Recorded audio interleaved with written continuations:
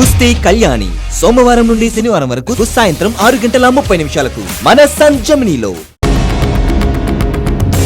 రెండు కుటుంబాలు కలవాలని కొన్ని మనసులు ఆరాటపడుతున్నాయి.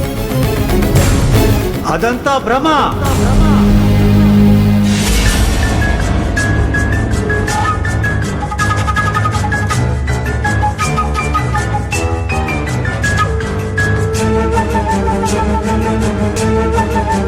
అన్నపూర్ణ చెల్లెమ్మతో పాటు అందరూ ఆ ఇంట్లోకి వెళ్ళిపోయేసరికి కొత్తలు ఆడిపోతుందనుకుంటా బాబుకి. నిన్ను ఇంకా కొత్తలు ఆడిస్తా.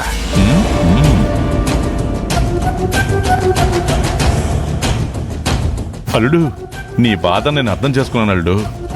కానీ ఏం చేస్తాం, విధిరాత అలా తగలడింది. ప్లేట్ తీసుకో. నేను అసలే చిరాకులో ఉంటే నీ సైకిల్ తేండి మావయ్య. నీ నస అసలేం అర్థం కావట్లేదు.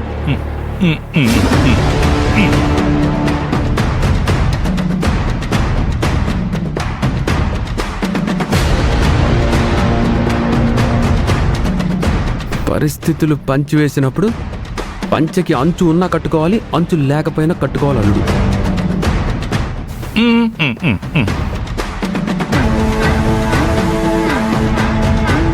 నిన్ను చూస్తుంటే చాలా జాలేస్తుంది అల్లుడు.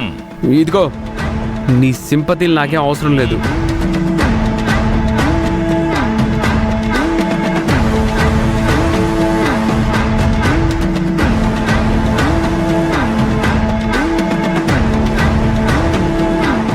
నాకు ఆకలేస్తుంది.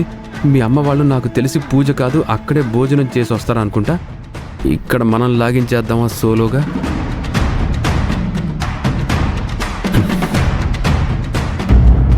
పూర్ణ, నైవేద్యం పెట్టడం అయిపోయింది కదా. కంప్లీట్గా పూజ అయిపోయినట్టే. ఒక్క అరగంటలో వంట చేసేస్తాను. ఈ పూట అందరం కలిసి ఇక్కడే భోజనం చేద్దాం.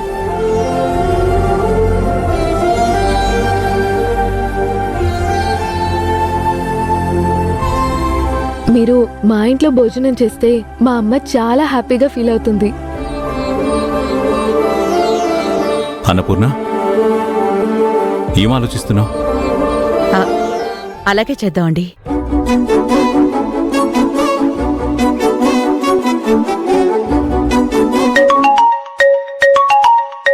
హలో అత్తయ్య, నీకే ఫోన్.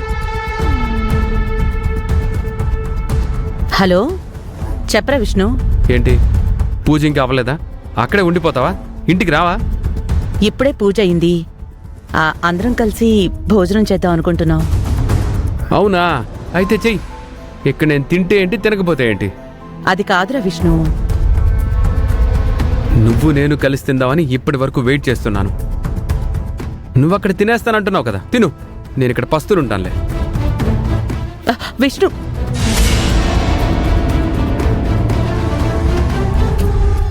ఏమైంది అత్తయ్య? విష్ణు ఎందుకు కాల్ చేశాడు? వాడు నాతో కలిసి భోంచేద్దామని వెయిట్ చేస్తున్నాడంట.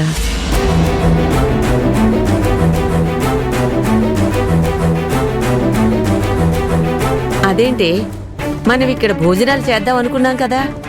ఒక పని చేయి, వాణ్ణి కూడా ఇక్కడికి వచ్చేయమను. వాడి గురించి తెలిసిందే కదమ్మా. అవునత్తయ్య, వాడు రాడు. నేనే అక్కడికి వెళ్ళాలి.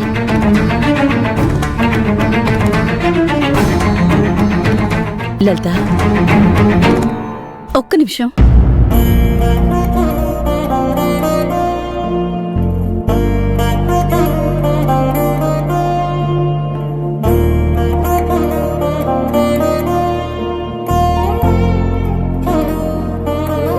ఇదిగో ప్రసాదం తీసుకెళ్లి విష్ణు కూడా పెట్టు.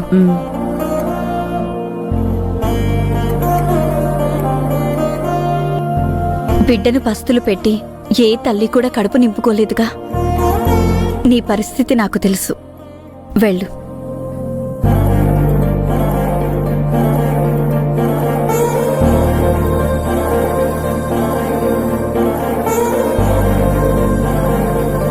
మీరంతా భోజనం చేశారండి?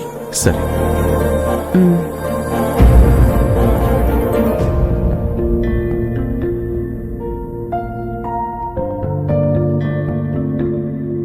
బా అత్తయ్య, నువ్వు సూపర్ అత్తయ్య. పెద్దత్తయ్యని మావయ్య కూడా నువ్వు అర్థం చేసుకున్నంత బాగా అర్థం చేసుకోలేదు. నువ్వు గ్రేట్ అత్తయ్య. ఒరే ఒరే ఒరే హా?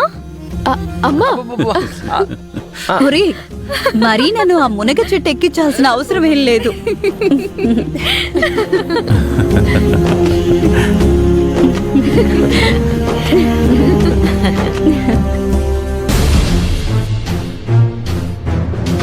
ఏంటి అప్పుడే వచ్చేసావు? ఇప్పుడు అప్పుడే రావనుకున్నాను. రమ్మని పిలిచావు కదా. ఓహో, అంటే పిలిచాను కాబట్టి వచ్చావు, లేదంటే వచ్చేదానివి కాదన్నమాట. అవును, ఇంతకీ నాన్నడి? వాళ్ళందరూ అక్కడ భోంచేస్తున్నారా? నువ్వురా, నీకు వడ్డిస్తాను. అనయ్య, నువ్వు కూడా రా, భోంచేద్దు గాని. ఓహో, ఇదోటి ఉంది కదా, ఇంకా వన్డే అనుకుంటాను. సర్లే విష్ణు, ఇదిగో తీసుకో. ఏంటది? ఇవాళ దేవుడికి పొంగల్ పెట్టారు కదా, ఆ ప్రసాదం. నాకే వద్దు. దేవుడి ప్రసాదం రా, వద్దనకూడదు. ఇదిగో తీసుకో, తిను.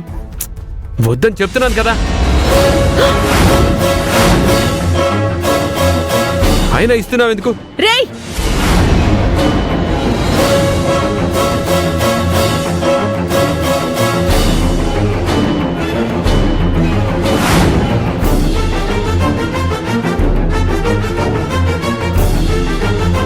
దేవుడి ప్రసాదాన్ని అలా కింద కొడతావా?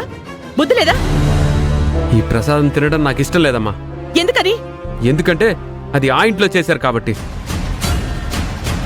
ఒరేయ్, అది నేను చేశానురా. నువ్వు ఒక్కదానివే చేసుంటే విషం పెట్టినా నేను తింటానమ్మా. కానీ నీతో పాటు ఆవిడ కూడా చేసింది కదా, అందుకే నాకొద్దు. ఒరేయ్, ఎందుకురా వాళ్ళంటే నీకు అంత అసహ్యం? నిన్ను వాళ్ళు ఏమన్నారని? ఏం తెలియనట్లు మాట్లాడతావేంటమ్మా? ఆవిడంటే నాకు నచ్చదు. ఎందుకు నచ్చదో నీకు తెలీదా? ఆవిడ నీకు చేసిన ద్రోహం ఏంటో తెలీదా?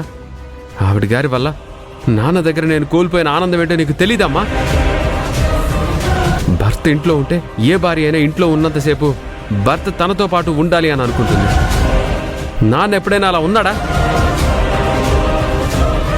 ఒక్క పూట ఇంట్లో ఉండేసరికి అక్కడి నుంచి కబురు వచ్చేస్తుంది, వెళ్ళిపోతాడు. నా చిన్నప్పుడు నాన్న ఎప్పుడైనా ఖాళీ దొరికితే చాలు, ఆ సమయం అంతా నేను ఆయనతో ఆడుకోవాలనుకునేవాడిని. అలాగే ఆడుకునేవాడిని. కరెక్ట్గా ఆడుకునేసరికి ఆ వేద వచ్చేది. వేదం చూడగానే నన్ను పక్కన పెట్టేసి తనతో ఆడడం మొదలు పెట్టేవాడు. చిన్నప్పటి నుంచి ఇదే కదా జరుగుతుంది. ఇది చాలదమ్మా? నేను బాధపడడానికి, వాళ్ళని ద్వేషించడానికి?